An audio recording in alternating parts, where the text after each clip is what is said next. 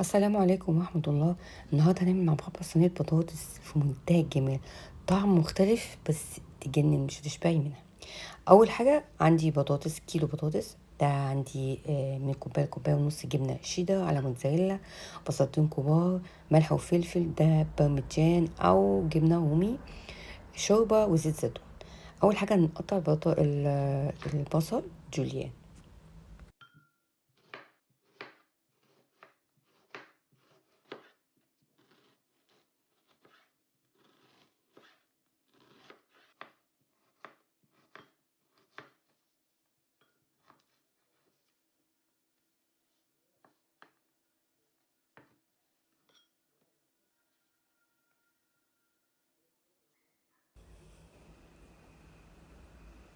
هناخده بقى على الطاسة، هنحط شوية زيت زيتون أو أي زيت عندك، ممكن تضيفي كمان معاها زبدة معاها سمنة. بعمل ايه، البصل دي بكرملها شوية، يعني بسيبها كده على النار لغاية ما تتكرمل معايا على نار هادية أو نار متوسطة. بعد كده بقشر البطاطس بتاعتي وهقطعها شرايح سميكة.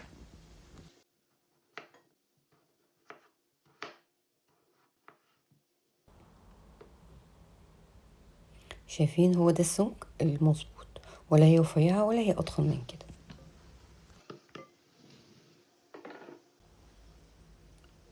انا هحط عليها بقى ملح وفلفل اسود. خلي بالكم ملح لان احنا هنضيف شوربه وكمان هنضيف جبن، فممكن تحدلي البطاطس.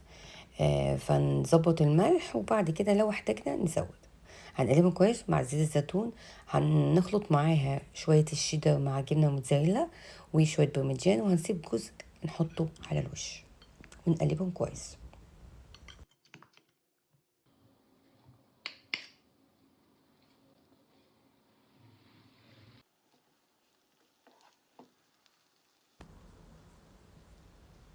بعد كده هنحط الفلفل بتاعي وشوية ملح برضو عشان يساعدوا ان البصلة بتاعتي تدبل بسرعة وتتكرمل اكتر. نجيب بايركس او الصينية بتاعتي، هحط البصل. انا مش عايزة احمر البصل او اكرمله قوي لان هو ممكن يحمر معايا في الفرن. بعد كده بقى هرص البطاطس بتاعتي زي ما انتوا شايفين.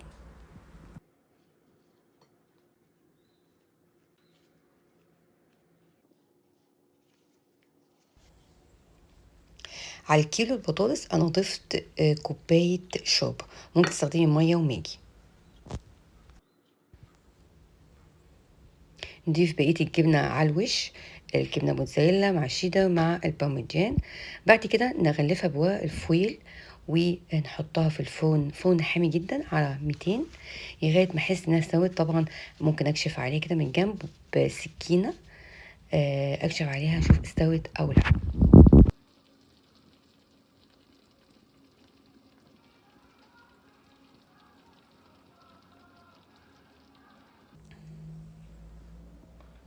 ممكن اشيل الفويل بتاعي واحمرها كده بسيط من على الوش لو حابه، بس انا مش عايزه احمرها قوي عشان الجبنه بتاعتي تفضل المطه بتاعتها فيها ما تنشفش او ما تجلدش.